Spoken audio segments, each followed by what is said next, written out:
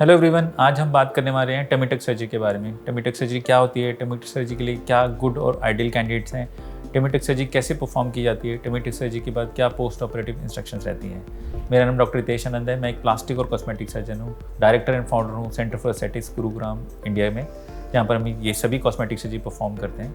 Tummy tuck basically एक cosmetic surgical procedure है जिसमें हम आपके एब्डोमेन के एरिया को बेटर शेप और बेटर फॉर्म देते हैं और आपके पूरे मिड सेक्शन पे काम किया जाता है। इसके अंदर टमी टक सर्जरी बेसिकली उन पेशेंट्स के लिए परफॉर्म की जाती है जिनको लूज हैंगिंग स्किन जो है एब्डोमेन और बिलो द अम्बिलिकस वाले एरिया के अंदर होती है। साथ ही साथ उन पेशेंट्स के लिए भी बहुत हेल्पफुल है जिनको वीक एब्डोमिनल मसल्स रहती हैं, abdominal muscles secondary to pregnancy और वेट लॉस। तो टमी टक एक ही प्रोसीजर ऐसा है जिसमें वो आपका एक्सेस स्किन, एक्सेस फैट, आपका वीकनिंग ऑफ एब्डोमिनल मसल्स और आपके एम्बिलिकस को एक न्यू पोजीशन दे सकता है जो कि एक यूथफुल और एथलेटिक पोजीशन होती है। टमी टक के गुड और आइडियल कैंडिडेट्स की अगर हम बात करते हैं तो टमी टक के कैंडिडेट्स वो फीमेल पेशेंट हैं जिनको post pregnancy loose hanging skin है इंफ्रा अम्बिलिकल रीजन में, मतलब उनके नेवल वाले रीजन में, बेली बटन के नीचे और बेली बटन के अराउंड जो है इनका लूज हैंगिंग काफ़ी स्किन है।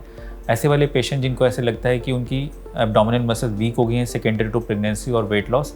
ऐसे पेशेंट जो स्टेबल वेट के साथ हैं, जिनको कोई वेट फ्लक्चुएशंस नहीं हो रहा है और गुड हेल्थ कंडीशंस के अंदर हैं, और ऐसे पेशेंट जिनके रियलिस्टिक एक्सपेक्टेशन है, ये सारे पेशेंट उस कैटेगरी में आते हैं जो कि गुड कैंडिडेट या ideal candidate of tummy tuck हैं। अब हम बात करते हैं कि टमी टक सर्जरी को परफॉर्म कैसे किया जाता है। टमी टक सर्जरी एक जनरल एनेस्थीसिया के अंदर सर्जरी की जाती है, मतलब कि आप पूरे समय आप सोते रहते हैं, आपको इसमें कोई भी पेन नहीं होता है। सबसे पहले इसके अंदर हम जब भी सर्जरी को परफॉर्म करने लगते हैं, शुरू करते हैं, हम पेशेंट्स की कुछ मार्किंग की जाती है सर्जरी से पहले, जो कि ऑपरेशन के दौरान हमें हेल्प करती हैं। उस मार्किंग के हिसाब से हम सबसे पहले इसके स्किन के नीचे एक फ्लूइड या ट्यूमेसेंट फ्लूइड इंजेक्ट करते हैं, जो कि उस पूरे एरिया को नम करता है, उस पूरे एरिया की ब्लड सप्लाई को थोड़ा कम कर देता है ताकि ऑपरेशन के दौरान कम से कम ब्लड लॉस हो। फिर हम आपकी जितने भी एक्सेस स्किन जो है, वो जो हैंगिंग स्किन है, उस स्किन को एक्सरसाइज करते हैं, कट करते हैं, और जो भी एक फाइनल इंसिजन दिया जाता है वो आपके अंडरगारमेंट वाले रीजन के अंदर दिया जाता है। साथ ही साथ हम आपके अपर एब्डोमेन और साइड्स ऑफ एब्डोमेन के अंदर काफ़ी लाइपोसक्शन भी करते हैं ताकि हम उसको एक वेल कंटूर्ड, एक अच्छी शेप दे पाएँ। इस प्रोसीजर के अंदर हम आपकी अम्बिलिकस को भी एक रिजुविनेटेड, एक यंग और एथलेटिक अपीयरेंस देते हैं, जो कि हैंगिंग होने के कारण एक हॉरिजॉन्टल पोजीशन के अंदर आती है। हम उसकी पोजीशन को भी चेंज करते हैं, उसको एक न्यू शेप देते हैं जिससे वो एथलेटिक आपकी शेप, बॉडी जो है एथलेटिक बॉडी लगती है।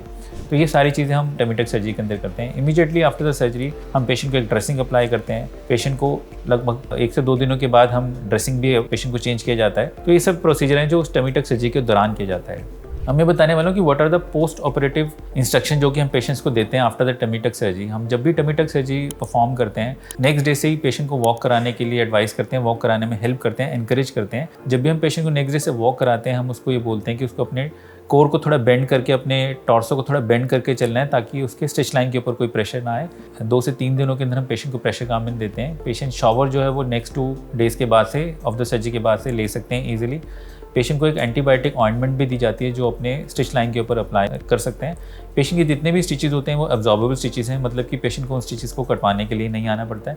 पेशेंट को हम हैवी वेट्स उठाने के लिए अवॉइड करने के लिए बोलते हैं लगभग 4 to 6 वीक्स तक। उसके बाद वो ग्रेजुअल वे के अंदर अपने धीरे धीरे करके अपने नॉर्मल एक्सरसाइज रिजीम के अंदर वापस आ सकते हैं और अपना जो normal daily course of activities हैं वो उसको परफॉर्म कर सकते हैं। तो फ्रेंड्स, ये था इस वीडियो के बारे में जिसमें मैंने बताया कि टमी टक प्रोसीजर क्या होता है, टमी टक प्रोसीजर के क्या गुड या आइडियल कैंडिडेट्स हैं, उस प्रोसीजर को कैसे किया जाता है और इसमें पोस्ट ऑपरेटिव इंस्ट्रक्शंस कैसे रहती हैं। अगर आपको वीडियो पसंद आया तो आप इस वीडियो को लाइक कर सकते हैं। आप हमारे यूट्यूब चैनल को सब्सक्राइब कर सकते हैं। हमारे यूट्यूब चैनल पर टमी टक और भी कॉस्मेटिक्स से रिलेटेड काफ़ी सारी वीडियोज़ दी गई हैं, आप उन्हें देख सकते हैं। और आपको टमी टक या उससे रिलेटेड कोई भी कॉस्मेटिक्स से रिलेटेड कोई भी क्वेरी या कोई भी क्वेश्चन रहता है तो आप नीचे दिए गए नंबर पे हमें कनेक्ट कर सकते हैं। अगर आप टमी टक प्रोसीजर करवाने में इंटरेस्टेड हैं तो आप नीचे दिए गए नंबर पे हमें कनेक्ट करके हमसे अपॉइंटमेंट ले सकते हैं। Thank you.